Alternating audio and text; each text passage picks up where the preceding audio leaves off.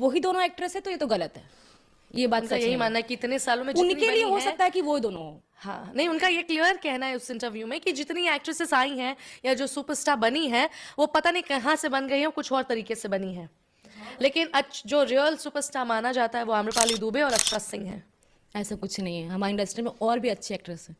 सिर्फ मैं ये नहीं कहूँगी कि वो दोनों अच्छी एक्ट्रेस नहीं हैं, वो भी हैं, लेकिन उनसे भी अच्छे एक्ट्रेसेस हैं जो काम कर रही हैं और जो काम करके जा भी चुकी हैं तो इंडस्ट्री आप से। मानती हैं कि यहाँ और भी ऐसे टैलेंट है जो डिजर्व करते हैं बट उन्हें वो मौका नहीं मिला? मौका मिलने वाली बात वही होगी ना, कांटेक्ट। सबसे पहले मैंने बोल दिया आपको, कांटेक्ट बहुत जरूरी है।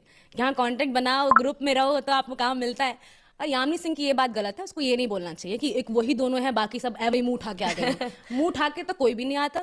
कोई हो सकता है कि बिना उसका स्ट्रगल बहुत कम रहा हो, आपका स्ट्रगल ज्यादा रहा हो, ये हो सकता है। सबकी अपनी अपनी जर्नी होती है, किसी की ज्यादा मेहनत करनी पड़ती है, किसी को कम मेहनत करना पड़ता है, लेकिन मुंह उठा के तो कोई भी नहीं आता भाई। अगर